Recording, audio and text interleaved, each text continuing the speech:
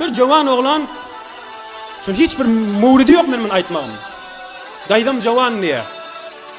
Mihrapda aýtmaly şu wurduny, adam tunya aýtma. Daýdam jawan diýe. Emmek şon men ýegeni, men innen akdiýe. O ýegenimden näme diýe. Egin maşydar, serlokda oturýa, men ne diýe, aslen günädigini bilýän, onda da fikrim, şähwetim harap diýe şondan sonra. Ahir bir gün diýe, salamlaşmaly bolup ilmi tutdum diýe. Yüreğime de şehvet düştü diye. Men şon qydyny almagym dogrymy dogry dämi diye. Abu Hanifa'nın fatwasy şi, hukmy şi, şon qydyny alyp bilmeýär. Ýa-ni Daýdatyny qydy.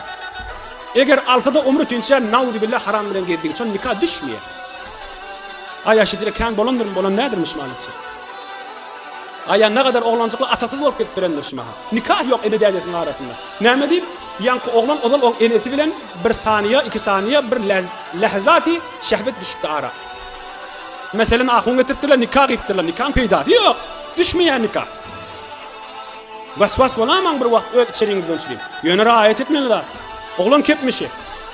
Hay bir öz yegencigim ahim bir, ödü çoğan oğlan 15 yaş, 16 yaşı vardı, yegencigim ahim bir gitti.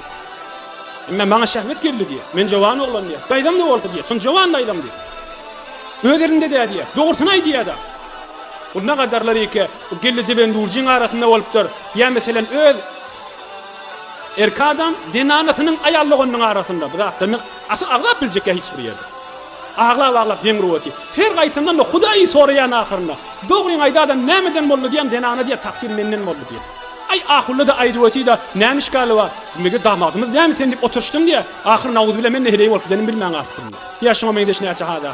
Näme işgaly bar? Serlokda turýan damadymyz da näme? Ay gaty tutýar da näme? Falan da näme diýdim. Ahir kullan gördük insaniýetden çykypdy. Hemmesi menden boldy diye. Men gülşerdim diye. Men de hallaqqa ederdim diye. Eyni aydan kepler şuna.